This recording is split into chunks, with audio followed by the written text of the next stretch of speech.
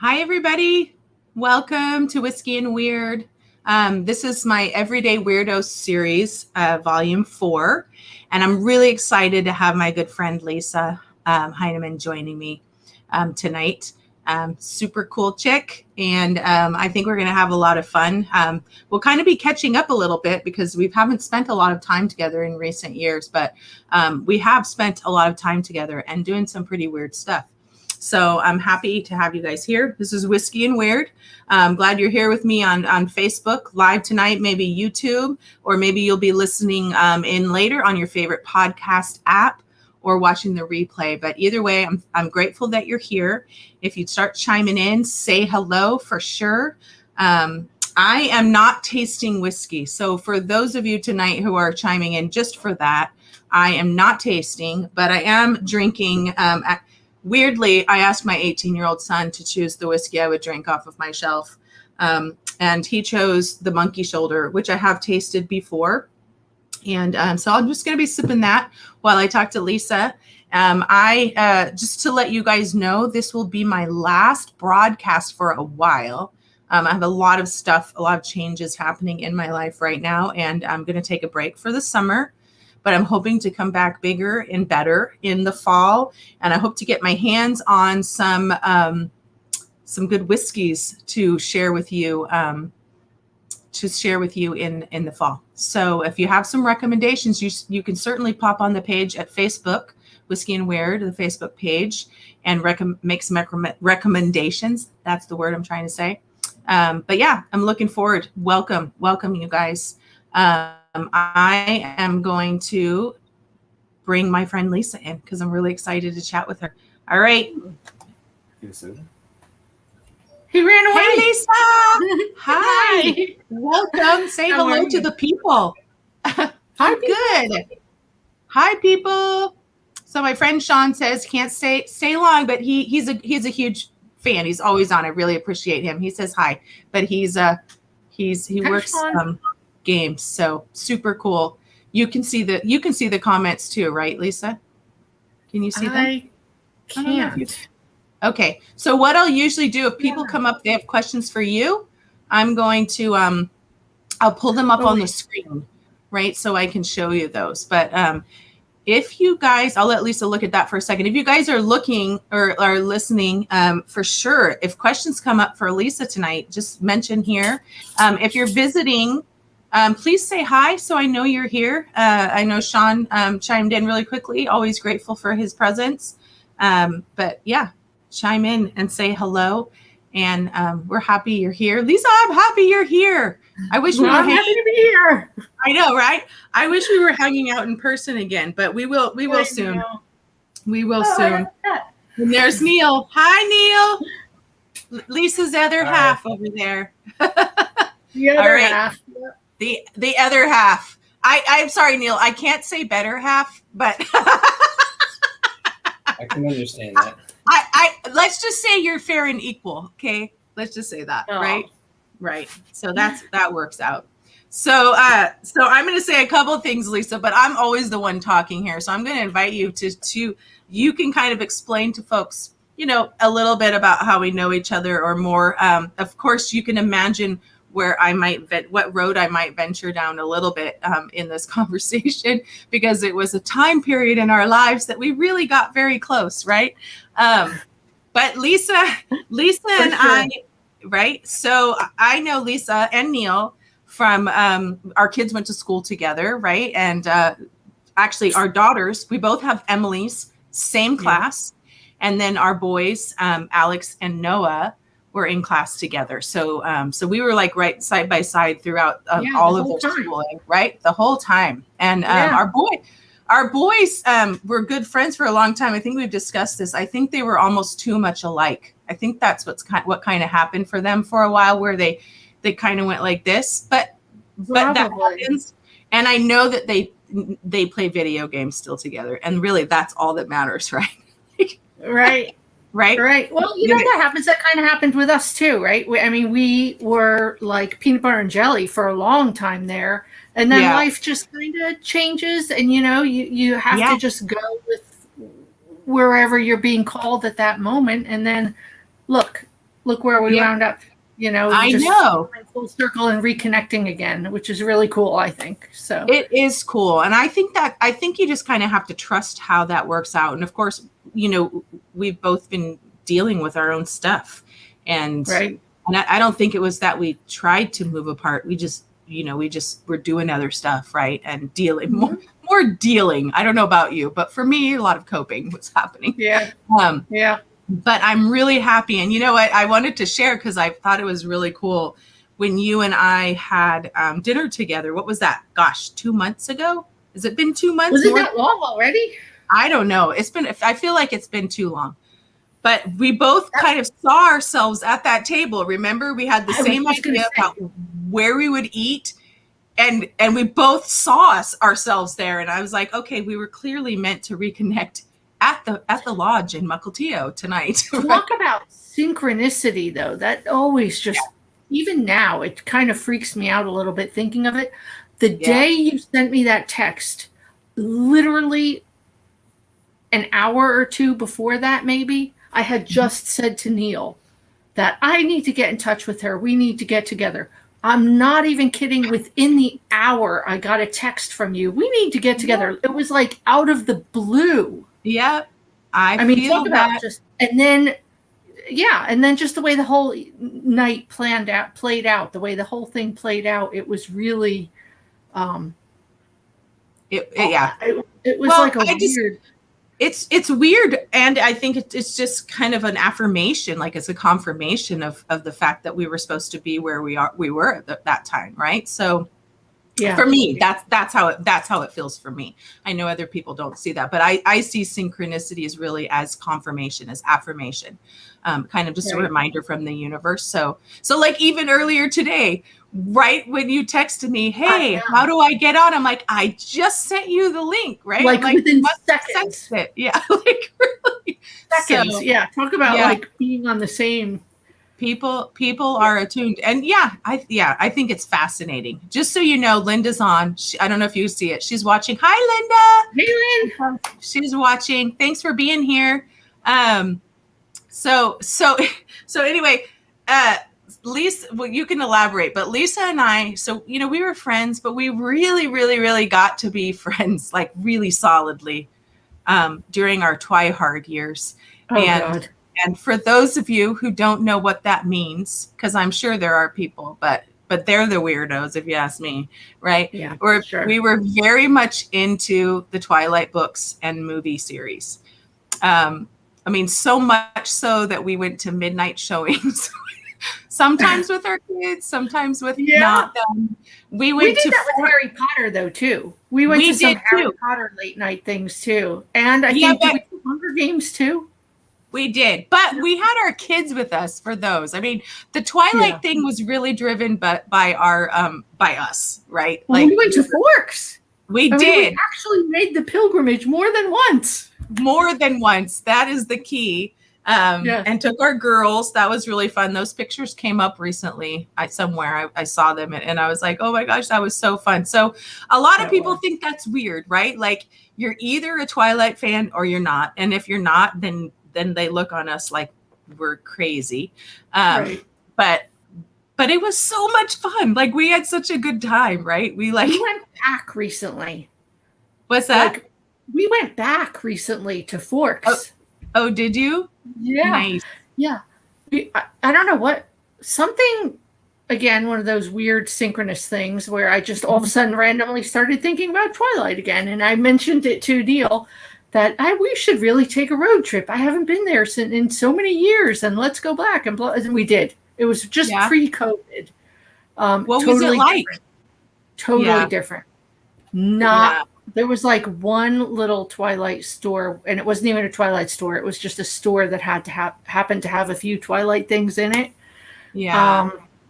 And other than that, it was like sleepy old Forks. Like, which makes me so sad, really, because you and I talked about that before. Like, if the movies had actually been made there, it would have been a huge boost for that economy for years and years and years, right? And it's kind of a bummer that it wasn't. But those trips were so much fun. Like they really were fun. I almost don't want to go back to Forks because I know I'm going to be really disappointed when I go there. I mean, it's still beautiful. It's still beautiful there. I mean, we went to the rainforest. We did some hiking. That is still gorgeous as ever. We drove out to the Riz, of course. First beach, hung out there, saw some eagles. So, I mean, it's still beautiful. You really, and Emily, my Emily, even likes going out there now. She drags her boyfriend out there. We're going to La Push, baby. Yeah, La Push, baby. It's La Push. Yeah, right. Yeah, we could probably still quote, like, can you still watch those movies, right? Just kind of. I totally can. I do. Everything. Yeah, I know. Well, it's funny. I have to say that sometimes when I watch the movies now, I'm like, oh my God. The hairdos, like the hair in what is it? As they get farther on, some of that stuff gets really ridiculous, and I'm like, how did I handle this when I did? It's pretty funny, but it's still fun. It's still fun to watch. I still crack up. It's totally fun, and yeah, you know what is one of our boys' classmates from school, his younger sister is reading them right now, and she's been borrowing them from me. So I've kind of been like, oh, I might need to revisit these. I might need to reread them. And I haven't read Midnight Sun yet. Have you read Midnight Sun? I did. Yeah, you can borrow it. Okay, I should borrow it from you. I need to read that. That should be something on my summer list. So I need to do that. But of course, this interest of ours kind of begs for the conversation around the idea of vampires and werewolves, or actually shapeshifters, right? Because they aren't really werewolves, they're shapeshifters. And I don't know if you know this, but there are definitely groups of people that believe that all three of these things actually exist or have existed at some point in history, which is a really interesting notion. I actually know someone that I trust inherently, who someone I know through my Reiki stuff, and she's done past life regressions, and she has had an experience where she believes that she was actually a vampire in a past life. And of course, I don't think it's exactly the way, that media, that the movies and stuff portray them today, but some version of these people that feed on the blood of other people have actually existed, or people believe that. So I don't know. Have you ever heard? Did you realize that there are people believe in vampires? Now, werewolves, we get shapeshifters, but vampires, right? Yeah. I don't know. What are your thoughts on that, Neil? What are your thoughts on that? I think he's pleading the fifth. I could see the shapeshifters. Yeah, that's in line with like skinwalkers and there's going on there, right? And there's the vampires, though. That's, I don't know. Yeah, I mean, the whole shapeshifter thing. Their thing is there's so many diverse cultural references to shape-shifting beings like that you have to, I mean, when different cultures come up with similar stories, to me that gives it a little bit more credibility. I agree with that. I mean, it makes it easier to kind of come to terms with the possibility. Vampires are harder to, but humans have been around for a really long time, so it's hard to say, in the age of storytelling and the things that we can actually hear about, maybe they haven't been around in a long time. But what a weird concept. I mean, and I'm sure there have been people. Now, I think there is an ounce of truth to all stories, right? So like I said, the way we portray vampires today in books and movies and things may not even really be anything like what they were, other than the fact that they like maybe to drink human blood, which I can see that there are probably people still today that would do weird things like that, right? I don't know. Just for the sake, my sister Karen just chimed in that said Luciferians do. They believe, I believe that's what she's saying, is that they believe in vampires and the existence of them, or maybe they like to drink blood. You'll have to clarify for me, Karen. Yeah, what does that mean? I don't know. I don't know if she's responding to the idea of vampires or just of people who drink blood. But I don't know Lucifer. I don't know that that's really true either, because I actually know some Luciferians, and the perspective on them is not as most people think. It's a very different approach. They're not Satanists. They don't like evil and devil and worshiping and all that weird stuff. But anyway, but yeah, shapeshifters. So Neil, you said you think shapeshifters could be an option. You have any more to say about that?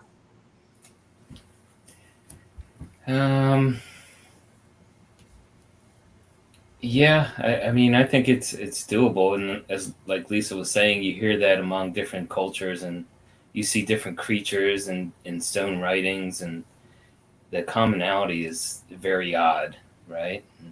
Right. That's what I think. When these cultures who have never interacted with each other, separated by, years and thousands of years and thousands of miles, and yet they come up with the same or very similar scenarios or depictions of creatures, you have to think that there might be something to it. Same thing with aliens. I mean, yeah, a lot of them have depictions of aliens, right? And all these different cultures, the larger head and the slanted eyes, and right. So why would different cultures that have no interaction really with each other come up with such similar? It just, I don't know. To me, same with Bigfoot. I mean, Bigfoot. There is some version of him in storytelling from cultures across the world, from different time periods and all of that. So yeah, why would all of these people, and certainly in time periods where making something like that up and telling stories about it isn't necessarily going to benefit anyone, right? Like today, it's a hard thing to deal with, because there's so many ways to benefit from stories that aren't true via social media and things like that. Right. So yeah, so I think it's a really fascinating thing to consider. And werewolves. How about werewolves? So a lot of people, there's a lot of things that overlap with that, like Dogman. I don't hear a lot of stuff about werewolves per se, but other creatures similar to that, like the Dogman, for instance, are also readily talked about, stories shared about things like that all the time, about people that see these dog-like creatures that are almost human and have the features of both. And who knows, maybe they are werewolves. Maybe we only see them when they're in that form, but I don't know. It's really crazy to me, like how many people, I've said this on the show before, like I tend to believe that people believe what they believe, right? And I don't generally think that most people make up stuff out of nowhere. And maybe what they experienced wasn't what they thought, but yeah, I guess here's a good question. What's the most absurd story that you've seen? Like when you get into the whole cryptid thing, like what's the most absurd one where you're like, there's no way that even exists? Like how is that happening? Oh gosh. An absurd story. Like a belief about things that people believe in. You're like, wow, people believe in that? Have you come across any of those? I don't know. I think I'm generally pretty open-minded. I mean, I don't know. Have you ever seen anything that you were just flat out like, oh, that's a crock, or that's just really... I don't know. No, maybe some videos here and there, right? Well, yeah. I mean, every once in a while you see those videos that you think are, have been fudged, or... For sure. Yeah. For sure.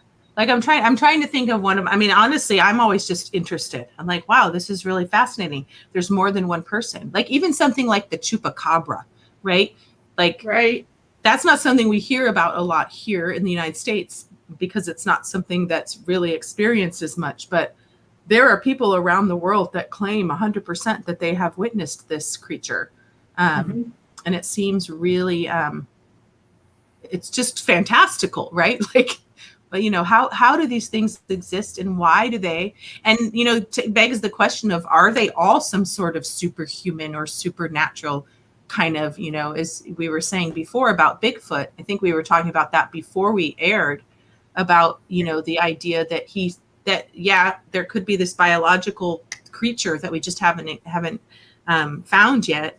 But then there's all this stuff out there about it being way more than that. And like, why do some people see these things and some people don't? Like, it's bizarre to me, right? Yeah. What strikes me is the number of times, though, you find yourself going down one road, like back to the Bigfoot thing, and all of a sudden you're like diverted and detoured into something that you thought or would have thought was totally unrelated, and yet there's all of these weird connections, like like the whole interdimensional thing, and then the connections with people seeing UFOs very frequently when there are Bigfoot sightings. Like, what's the connection there? And it's just interesting how these connections are made between things that you would never have cerebrally thought were connected. Am I making sense? You know what I mean? Like, oh yeah, no, I totally know. Yeah. Well, and diversion. Here in Washington State, that's a huge thing, is that diversion, as you're saying, between Bigfoot and UFOs, and that there's something, whether they're connected or, gosh, as I'm saying this out loud, like, maybe the aliens are just interested in the Bigfoot, like, who knows? Maybe it's that. It could be as simple as that, because they're clearly interested in a lot of things. I'm going to address a couple of comments really quickly before we move on. One from my sister, who says, Lucifer is the devil, in response to my question. Well, Lucifer became the devil, but he was not always the devil. And people who are Luciferians actually believe in more of the traumatized angel than they do in the evil version of him that our Bible depicts. So I just wanted to clarify that for my sister. Love. And then my friend Don, he's talking about in relation to I want to show this on here. Late to the discussion, origins of I think that's lycanthropy related to Greek lichen and the violation. So he's referring to werewolves. And then he goes on to say the medieval descriptions, they're related to individuals with skin conditions. So that's interesting. So, it's kind of a way that we try to push things away, right? Like, we're gonna don't near those people, that you might get what they have, or he says the madman suffering from dermatitis, basically. But I having been raised in the Catholic Church, of course you can relate to this. I don't necessarily go straight to those stories that people have told us about why those things exist either, because but that's interesting. And I'm wondering if Don is suggesting that he believes that's what it is, or if he's just sharing that as a perspective on where that myth came from, right? Because myths do evolve from lots of different things. Mm-hmm.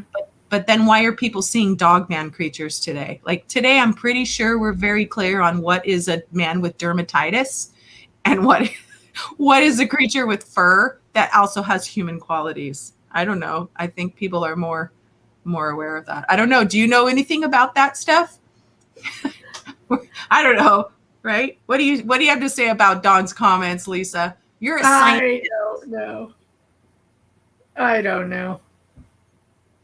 I think you're probably right, though, that, a lot of these myths were, and backtracking a little bit too, a lot of it is to, I think originally a lot of those myths were to explain things that weren't, readily understood. Of course, there's some comfort in seeking answers and making up answers, filling in the gaps for what you don't know. And so I think there was a lot of that, obviously, that went on.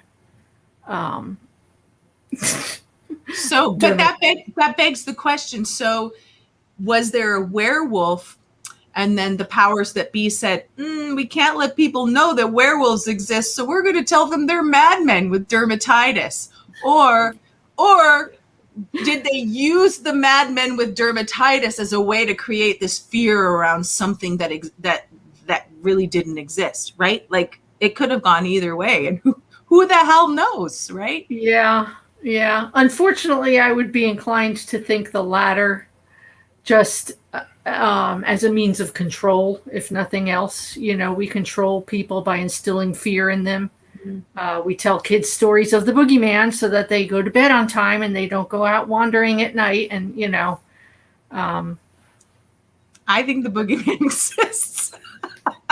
Or go swimming after dinner. Right? Yeah, don't go swimming after dinner. After you eat, you'll get a cramp and drown. And, So, yeah, no, you're right. But here's the thing about that is, and this is the trouble I come across in the work I'm trying to do, is that for some kids, the boogeyman really does exist. And that kind of nonsense doesn't really help anybody, right? Like, so. Oh, not at all. You know what I mean? The fact that some kids are seeing creepy things in their room and playing that off. So I don't know how I feel. I tend to go the other way. I tend to believe that that there were things out there that the powers that be did not understand, and instead of kind of addressing them directly, just said, "Oh yeah, what you saw wasn't really what you saw," because we still experience that today. I mean, our government does it to us all the time. So, in my opinion. So anyway, that's just. But I get it. No, you're right. I mean, I had one of those kids, Alex, for years when we first moved into our house, and then it all of a sudden stopped, strangely enough. But for years, he was saying, he called them shadow people. This is a preschool, first grade, that time period. How would he know about any of that? And he used to talk about the shadow people in his room. Yeah. And they would keep him up at night. And when he was getting ready to fall asleep, they would hit his bed and like shake his bed to make him wake up. And then he made the really strange comment to me one time. I'll never forget. He said, they try and scare you. He said, but don't worry, they can't reach you. Wow. And this was like kindergarten, first grade, right around that time. Why? I mean, if there wasn't something to it, why would he just randomly pull something like that? And that was a time when there was a period of time when we had a lot of funky stuff going on in our house too. The first few years we lived here were a little bit odd. And looking back on it now, a lot of it did revolve around Alex for some reason. It was always, we had a persistent problem with toys turning themselves on in the playroom, and they were always his toys. The racetrack with the cars zooming around. I'd be downstairs folding laundry, and all of a sudden through the intercom, I would hear this whoosh, whoosh, whoosh. And I go upstairs, and his racetrack, his tracks car thing, Hot Wheels, were going around the track. Or his little robot, I am a super fighter, would just randomly turn on and start talking up in the playroom. It was always his stuff. Yeah. And yeah, coincidentally or not, he was talking about these shadow people in his room. And they would like shake his bed. He would do a motion of like banging on his bed to like jolt him awake, But then he made that one comment to me that one time, don't worry though, they can't reach you.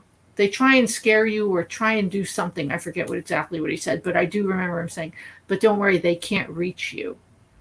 Yeah. In other words, and I took that to mean they can't physically interact with you, that you can see them and you know that they're there, but they can't touch you. They can't. Yeah. That was what I took. But you guys never saw those? You never experienced those? Never saw anything. So I wonder if it was just something, I mean, maybe that another interpretation is that these are mine. Like, this is something I can do and you don't need to worry about it. Because it's really funny that you bring this up, because recently,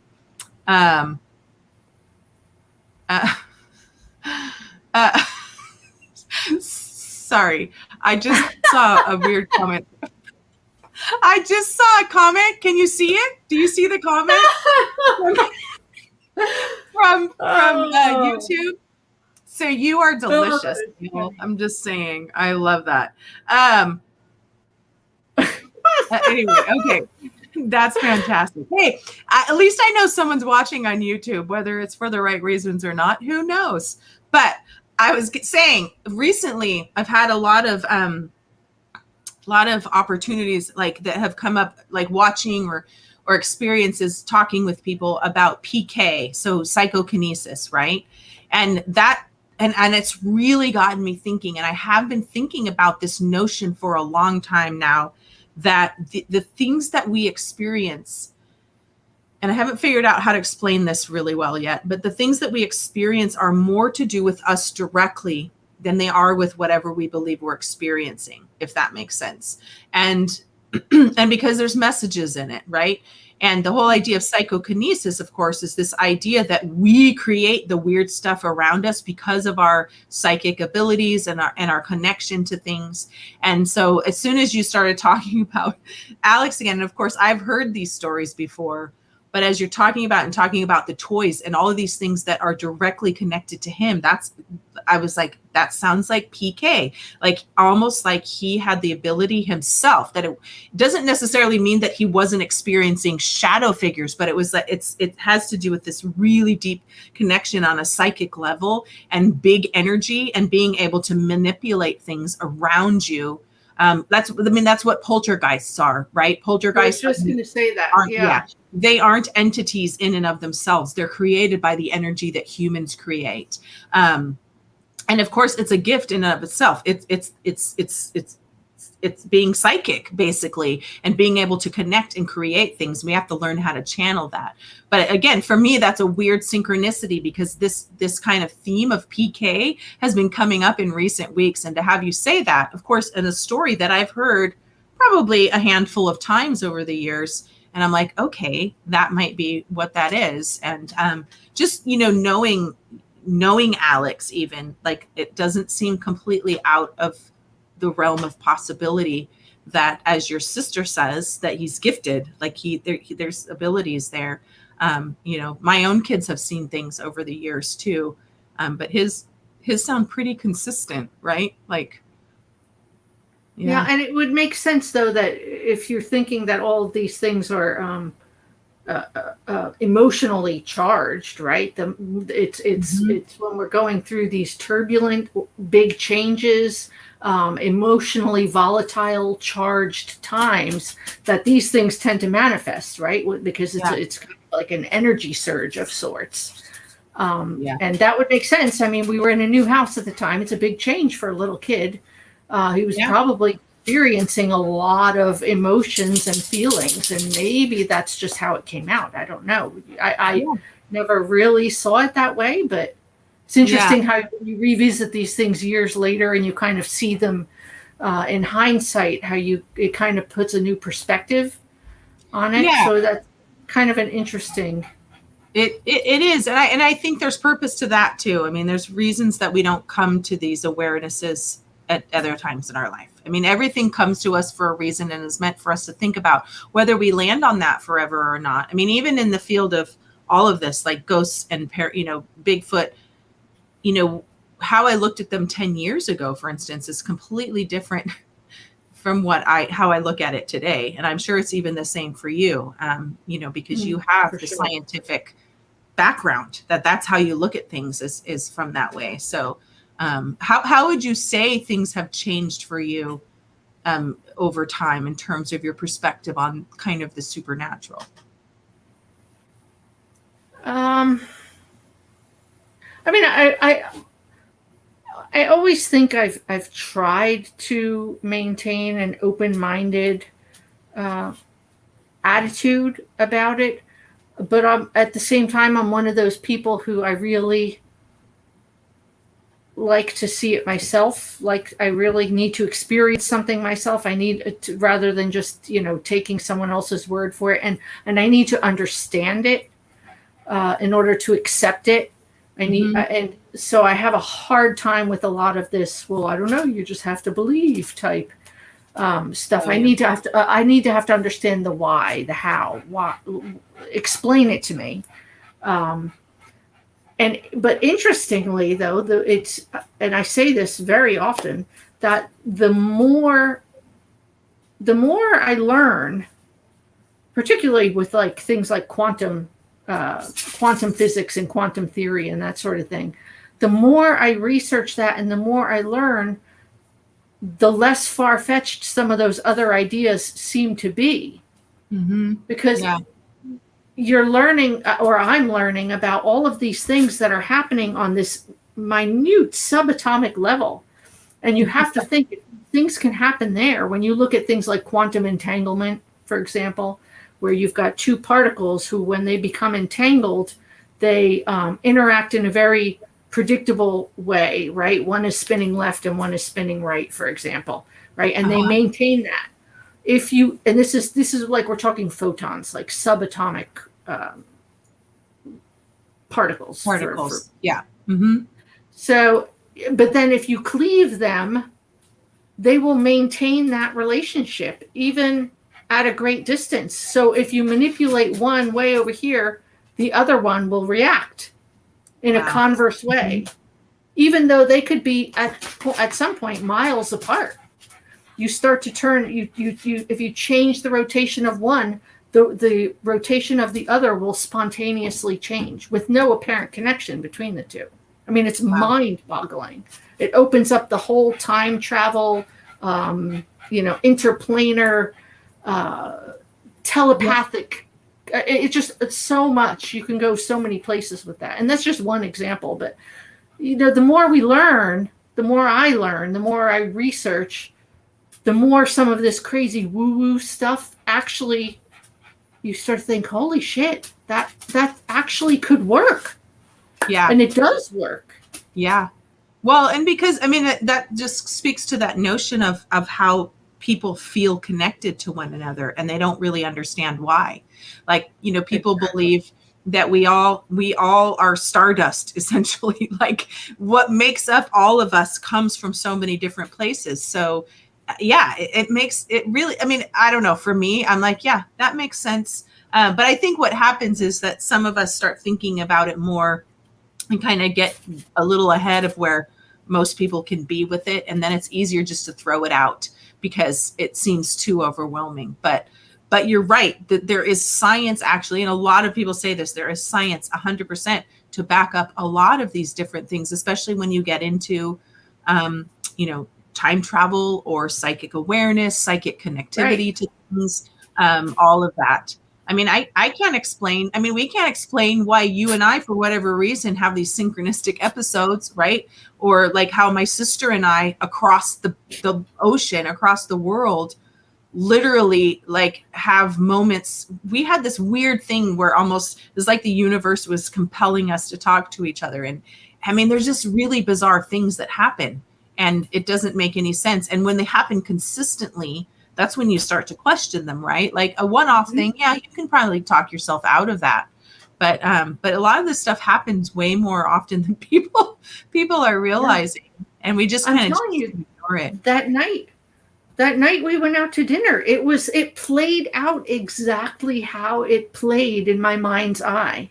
Yeah. It was uncanny, bizarre, right back to the booth we sat in. Yeah. And it's not like it was a restaurant that had any significance to us at all. No. I don't think, had we ever even been there together? I don't think there was no significance to that. It was a seemingly random thing, but it wasn't. It clearly wasn't. No, it really wasn't at all. Yeah, that was pretty cool. Yeah. And I think people see that way. It's so easy to dismiss though, right? It's and I think it's especially easy to dismiss when it happens with someone like with you can acknowledge it at least on some level, and I acknowledge it on some level, and so we can exchange that. But when things happen to people that are completely off the wall, but it's not someone you can talk about or with, or you don't feel comfortable. I mean, how many of those things go unnoticed by people, right? Yeah, it's fascinating. It's really fascinating, I think, and I think we all are way more connected to each other.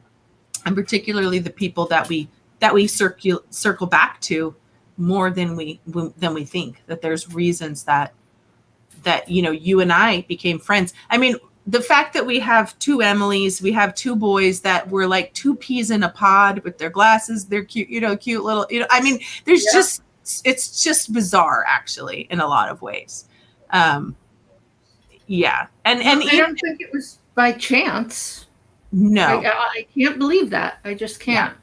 No, it definitely wasn't. But I mean, and even when you think about some of the challenges, I'm going to mess with my hair, that, even things that we had in our lives happening, which were in maybe some ways kind of similar, and just, choosing kind of different paths in terms of how to go about them. But a lot of synchronicities in our life in general, I think. Mm-hmm. And of course, Twilight was a huge synchronicity.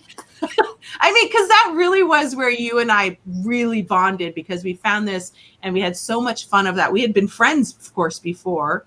And I can't remember, were we presidents of Parents Club during that or before that? I can't remember. Was it before or after that? I don't remember. I don't know. Or during. Yeah, maybe. I don't know. Talk about weird. I just remember being Phineas and Ferb. I was Ferb. I would just smile and nod and gave the reins to you. Well, that's because I like to talk. I like to hear myself talk, I guess. No, it's not that I like to hear myself. I just have to talk. I'm like compelled to talk all the time about things that come into my brain, right? So that's good. Funny.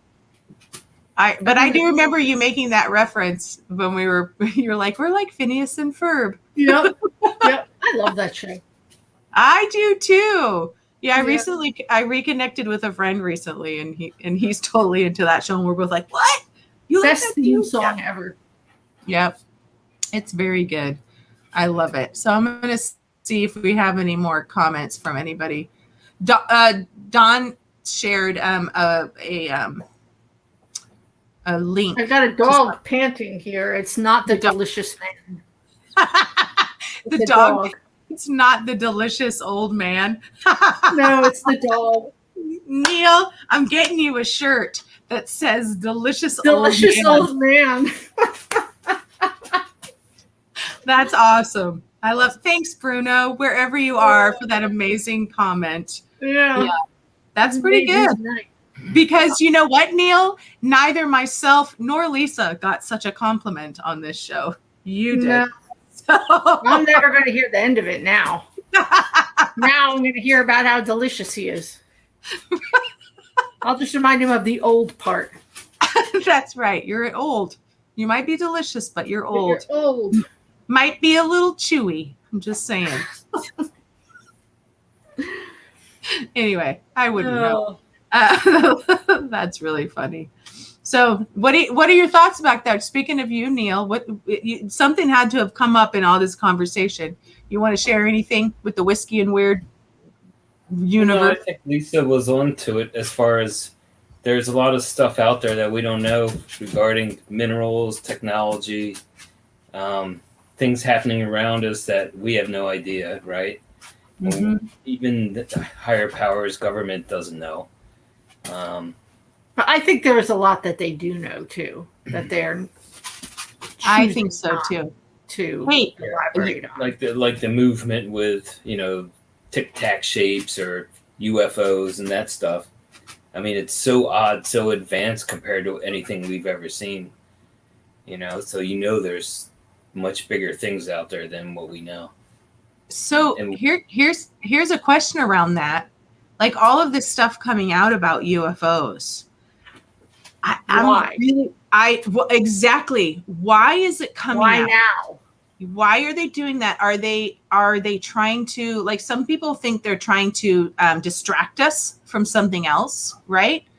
And what are they? Like, my mom thinks trying to distract us from COVID stuff. I'm like, I think we're past that. I think but I think we have to ask the question, why is this happening? Why are they doing it now? Because there is definitely a motive there, like 100% a motive behind that. So I don't know. Any more thoughts on that, you guys?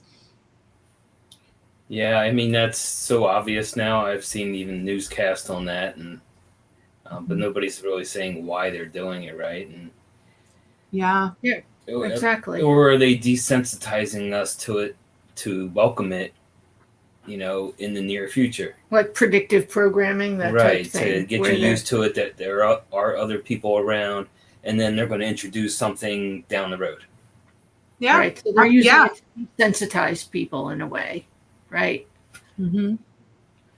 Yeah. But so do you think they would have to find something at some point, though, and get us more acclimated? So I don't know if that theory stands unless we start seeing maybe a ship or then a creature, right?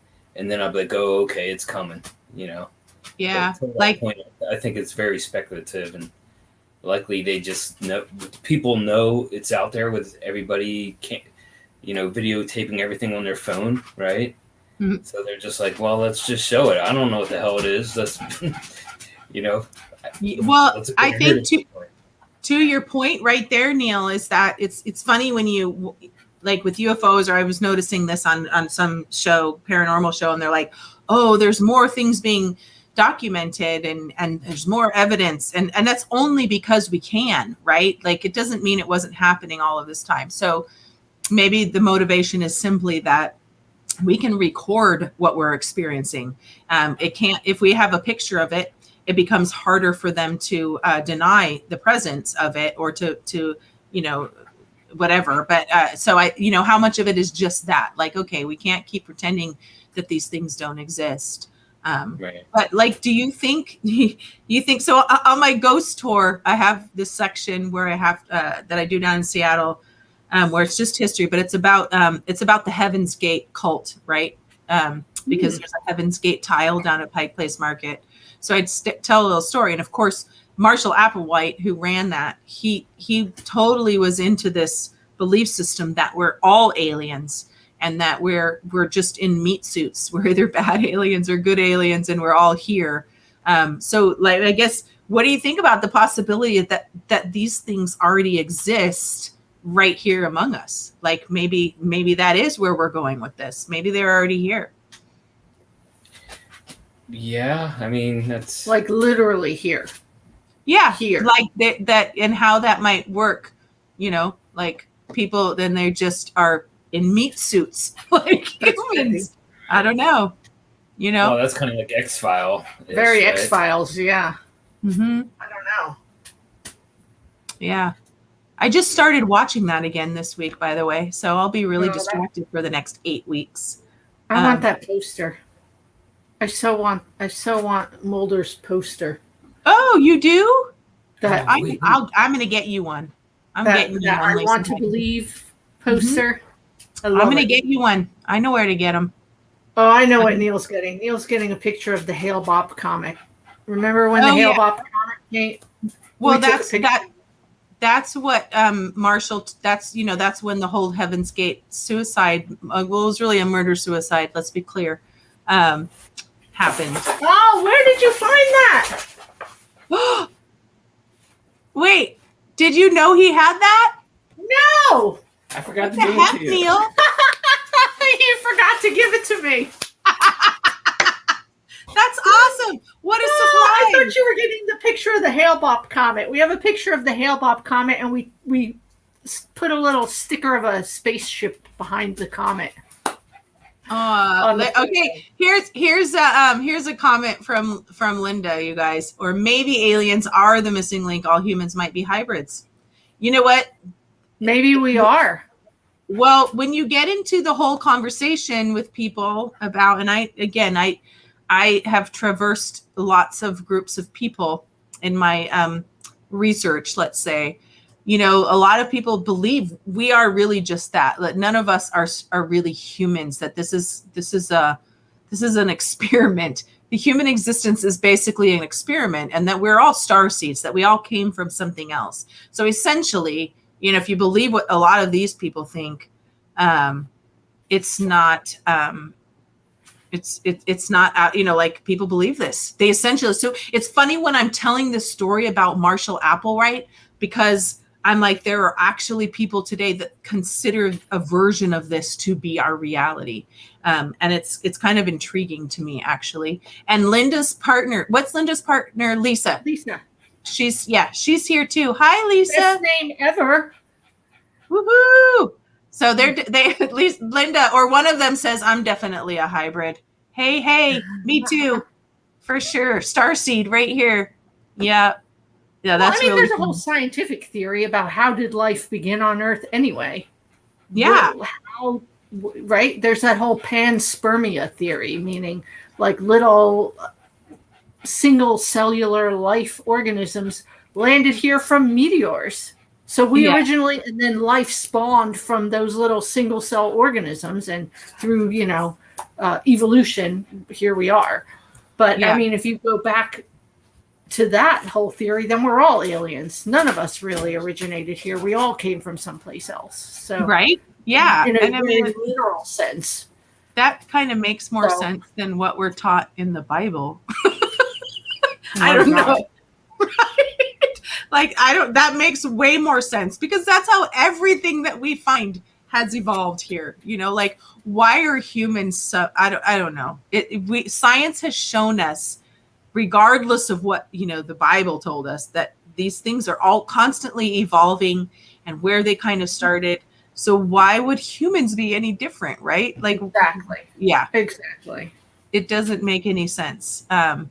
But yeah, and then of course we could get, we're running low on time, but you along that lines, you get into the conversation of people who, believe to be from the Pleiades galaxies, or, Andromeda, or things like that, who have these recollections of living in these different areas and basically are aliens, or at least they feel like that. They're like, we're just souls, we're spirits, we're energy here having a human existence. And that sounds very alien to me, right? Like, I don't know. I wish I had some recollection like that. I got nothing. Yeah. I've had my own interesting things, and I know people. I mean, the conversations I'll have, we'll have to spend more time together that I've had with people. And I think sometimes you meet people and you have these conversations because you're meant to reawaken things that you didn't recall, and you start to have memories, or you have dreams and awarenesses, like, oh, that's what that was. Like, I had no idea why that happened to me. You know what I mean? So I'll have to share with you some of the stories, that some of the things that I've heard from people that have kind of made me go, okay, I might need to reconsider that experience a little bit, because I'm sure you will do the same. And that's what I appreciate about you so much, is because you are, I love the science. Like, the science is really important to me. And for so many years, that was where I came from. And so it was almost really scary to start experiencing things myself that I couldn't explain. So the science part is still really very important to me. And I think that we have to have, I mean, the whole both and part of that. It's really important. You can't have one without the other, and they do not exist, kind of like what you were talking about earlier with these particles that were once entangled and become separate. It's the same thing with kind of this science stuff and the more mystic or spiritual stuff. They are not separate from each other, and we just have to figure out where and why they are connected, I think. Well, and the more you learn about one, it seems the more you realize how deeply connected it is to the other, how they can't be separated. Right? And it's absolutely. Like the more you learn, the more you realize that there is no separation. Yeah. Well, and I think that, for me, I think that's been the troubling thing about religion, specifically, has been about controlling our awareness in those realms, right? Because it's been an understanding that these things are intrinsically connected, but for humans to understand and be aware of this gives them power. And when we have that power, we can't be controlled, right? Linda says, alchemy, when science meets magic. Right there. That's 100%, right? That is so true. There's a reason. I don't know. I've had this feeling, and I think I mentioned it that night we were out to dinner, And it's been kind of brewing and brewing and growing, probably for the last year or maybe even two, of working towards something where that we are. I keep having to, I don't even know, I'm fumbling my words. I don't even know how to put it into words, but I have this overwhelming feeling that we're on the edge of something. We're on the verge of something big, and I don't know what it is. And it's not necessarily good, but it's not necessarily bad. All I keep getting is just information overload. And it's just a feeling. I really have a hard time verbalizing it or putting it into words, other than it's just this feeling down in my gut of we're on the edge of something. Whether it's some big revelation or some big knowledge that we're about to be given, I don't know. I just feel like I'm about to learn something big. And it's been brewing and brewing and brewing, and I don't know where it comes from. And I know I mentioned it to you that night we went out to dinner. I don't know where this feeling is coming from, but it's been brewing for probably a year or more.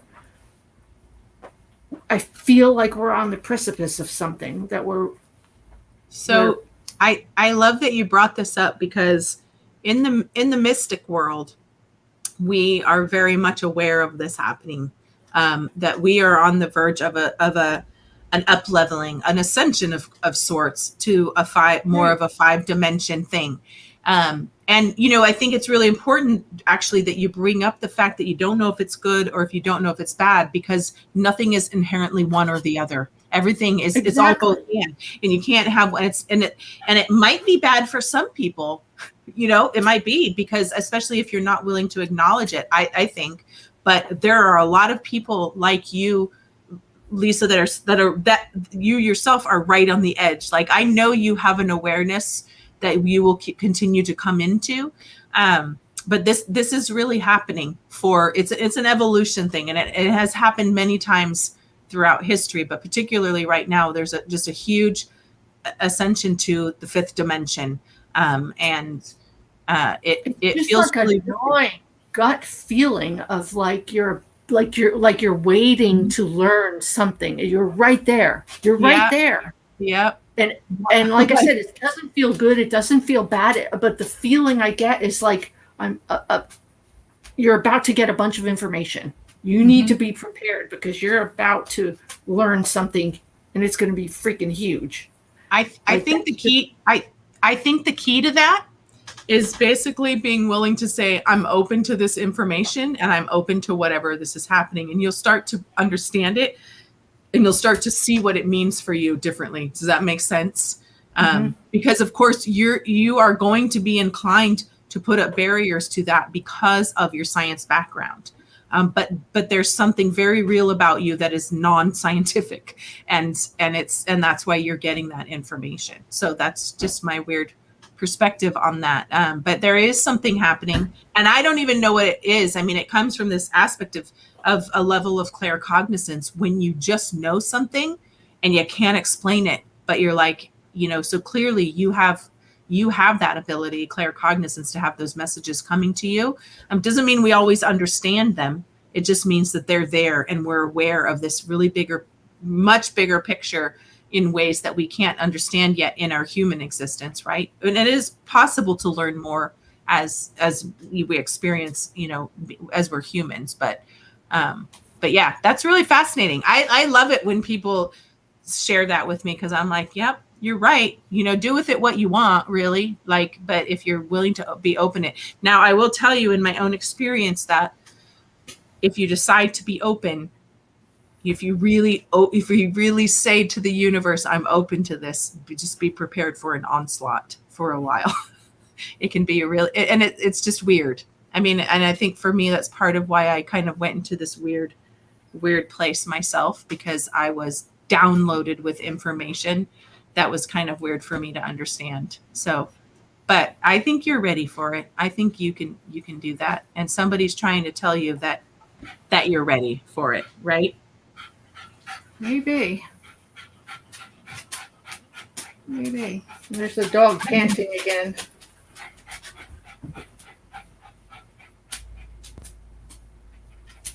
Yeah, I don't know. Just an interesting thing to consider. Something to consider. Yeah, but what you're feeling isn't unusual. A lot of people on both sides are feeling that, and it's interesting because even if you look into like the political world and even the religious world, there are people feeling this and trying to project it as something, as as something really different, as the reckoning is coming, or blah blah blah. But it's because they're feeling the same thing, but I don't believe it's what they believe is happening. They're just not ready to be open to that aspect of themselves. But again, that's just my perspective on it. But I love that you're feeling that. You should go with that. You should explore that. And Neil's staring me down like, what the hell are you telling my wife to do? You delicious old man. You come along for the ride. His crazy wife. I know. See, I'm telling you, there's all sorts of reasons that you and I were reconnected. Probably, our minds complement each other, right? We could do more. Definitely. Yeah, for sure. Definitely. And I think your intuition is one of the things I appreciate most about you, which is something I feel like I'm sorely lacking. I'm very cerebral, very, I have to see it to believe it, very, and you have much more awareness of your feelings and that intuition. And I think it's a nice balance. I think so too. And I appreciate you coming from the science part, because believe it or not, it's actually very affirming, and it gives me more ways to describe what I understand and what I experience, if that makes sense. I mean, and like I said, they are not separate. 100%, they are not separate. And as someone who is intuitive and who comes from being more of a pragmatic or scientific thinker, that makes sense for me. I love to do that. So I was just going to say, when I come back on in the fall, we should do some, come more at some of these scientific. You should come on again with me and kind of come at this quantum theory stuff. And Dawn just mentioned like black holes and things like that. So here, I'm going to pull this up really quickly. Hole. Yeah. With the imaging of black holes and the possibility that they data log contain the history of all that they have consumed.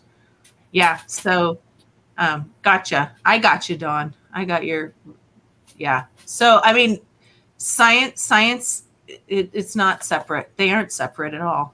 And I think there has been purpose in trying to keep them separate, because as soon as we start to realize that they aren't, we become empowered, right?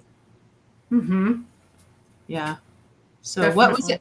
I'm trying to think. What is it? The kids. What was it? That they were Illuminati. The Illuminati. Oh, the Illuminati. Right. Like that's exactly what that's all about. Right. It really is about the convergence of these things and people who are very much aware of that. And there's a lot of truth to the belief systems in that area.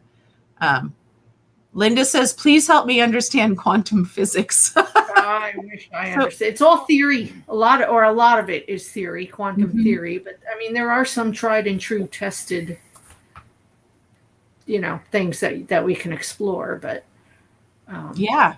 But it would be really kind of fun to like even go and I like to go off the cuff with these things, but it'd be kind of fun for us to sit down and look at these different theories and kind of name what kind of supernatural or paranormal phenomenon that these things actually would support. It'd be kind of cool for the people watching to see, to have a really clear evidence about that and understand it. Because I don't think most people understand quantum theory.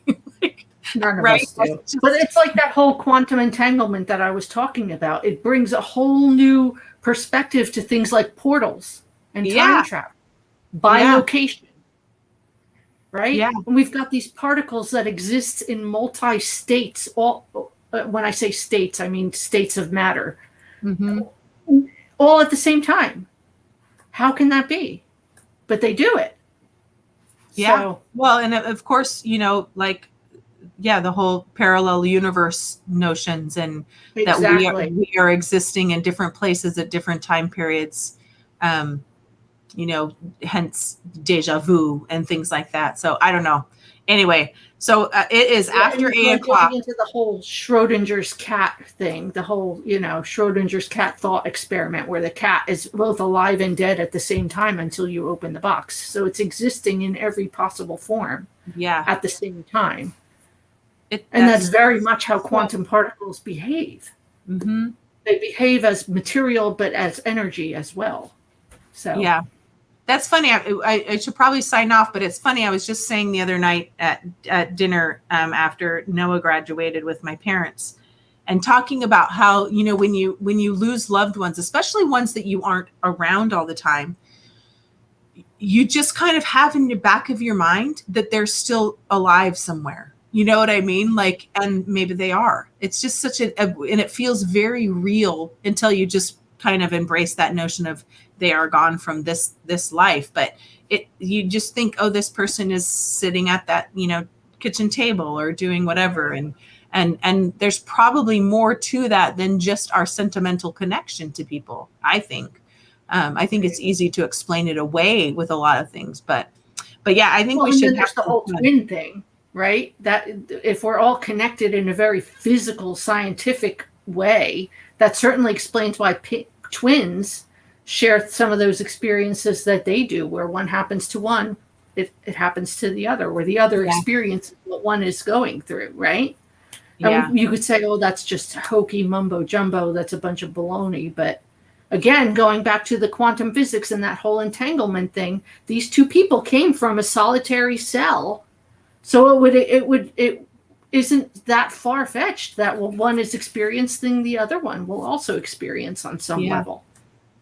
Yeah, that's fascinating. And just kind of as a final note, and then I should probably sign off. But my sister Kelly and I were very, very close, and the things that we connect on, and it's really hard to explain. But we recently came to this awareness, and some of it's been the work, that we were twins in a past life. At least that's what we believe, based on some things that we've explored. And I was like, okay, that makes a lot of sense that we would have that. There's just been all of this stuff. And so anyway, just a whole nother conversation for a whole nother podcast. But Lisa, I'm so grateful that you came on with me. This is really fun. And you too, delicious old man, Neil.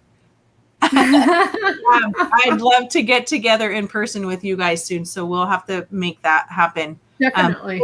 Thank you so much. I really appreciate it. And let's do this again, and let's dig deeper in some of that quantum theory stuff, because I think that could be really fun and really interesting for people. So, all right, you guys. All right. Bye, thank you so much. Bye. And thanks to everybody for chiming in tonight. I hope you had a good time and learned a little bit and enjoyed my friend Lisa and her husband Neil. And again, thank you. Thank you for watching. Thank you for chiming in, listening, whether it's on the replay later, whether it was live tonight on Facebook or YouTube, or if it was, or if you're listening later on your favorite podcast. This is Whiskey and Weird, and I will see you soon. Take care.